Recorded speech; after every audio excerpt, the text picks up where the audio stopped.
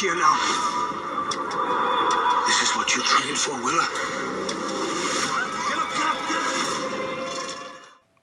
Hello everybody, welcome back to Screenstars. I'm here today to bring you my review for the 2025 post-apocalyptic action film, Worldbreaker. The film is directed by Brad Anderson and it stars Luke Evans, we have Billy Boulay and Mila Jovovich. Right.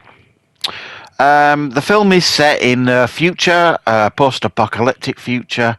We learn that at some point in the past, there was kind of like a crack in the earth and these creatures came up from there.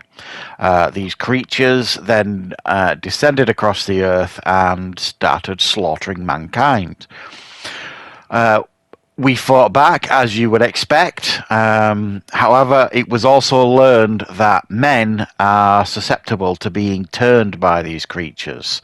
So we come up with a new tactic, and women have then become our armies because they are not as easy to turn as men. So we then, in the future, we meet Luke Evans' character, who is the dad, Mila Jovovich, who is the mom, and we've got Billy Boulay as Willa, the daughter. They're trying to survive. They have been found by these creatures, so they have to abandon where they are. Luke Evans takes his daughter to a secluded island in order to train her for what is to come, while the mother and a lot of other women kind of stay behind to kind of protect and fight off this swarm. While on the island, he trains her, but sooner or later these creatures are going to find them, and it is hoped by Luke Evans' character that she is fully prepared for when that day comes. Right, what are my thoughts on Worldbreaker? Well, I felt this had an interesting idea. I really, really did.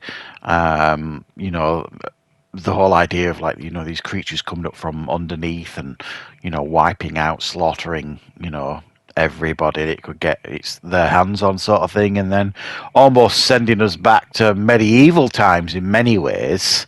It was you know, a good idea, a good concept. It's got a solid cast: Luke Evans and Mila Jovovich, obviously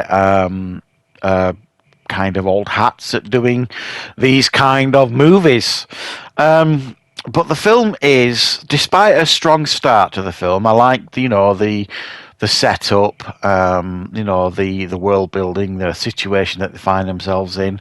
I thought that narrative was interesting. The initial panic, you know, when they are descended upon and they've got to kind of get out of where they are, and Luke Evans' character has to get the doctor off safe somewhere. I thought it was all good.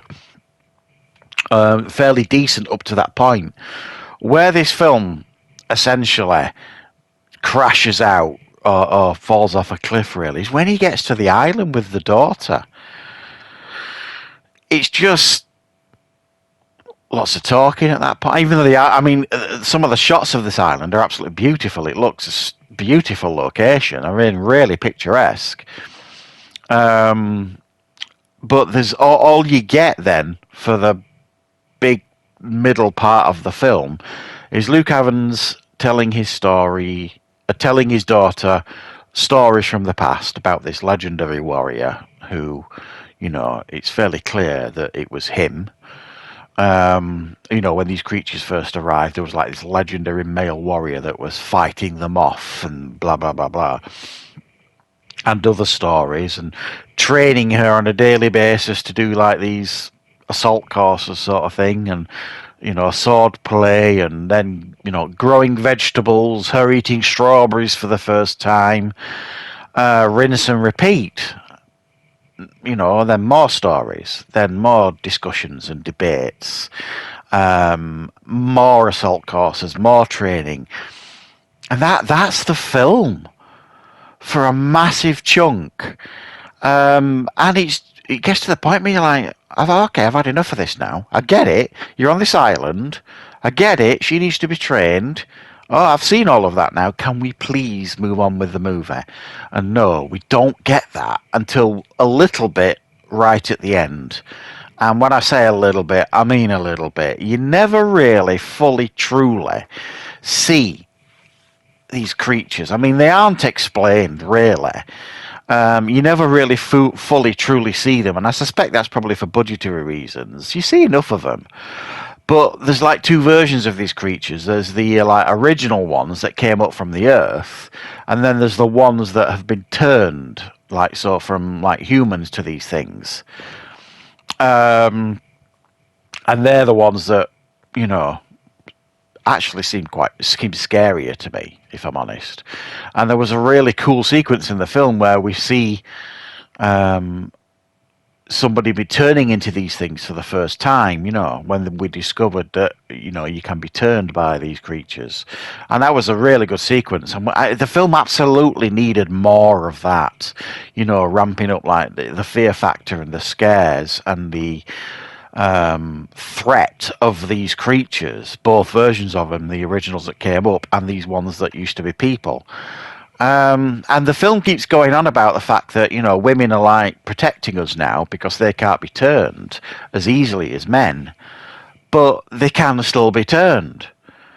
So you're just kind of thinking, well, that's kind of seems stupid. And you see that. I mean, there's a sequence in the film where, you know, there's a youngish girl that kind of turns up. She's got like a nick sort of thing, so she's obviously been infected by one of them, and then it ends up turning. And you're just thinking, well, I thought, you know, women had more protection from turning from these things, which is why they are trained to be the warriors.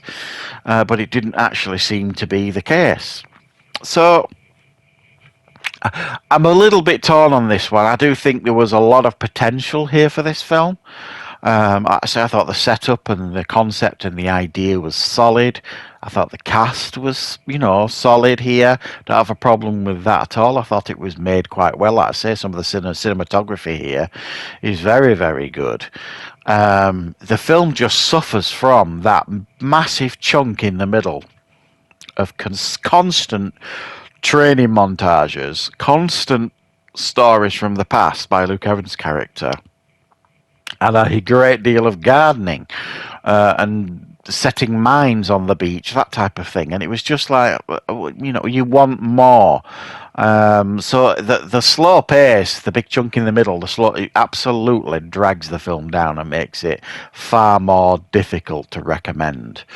But, you know, there is some good stuff here. There is some good ideas here. You know, a solid start to the film, a decent end to the film, just not a great deal of it in regards to, you know, what you've kind of been waiting for the end of the film is these things turning up in a huge like battle and edge of the seat stuff. You don't really get a great deal of that. Not enough to satisfy or justify the big chunk in the middle that, you know, slows the film down massively.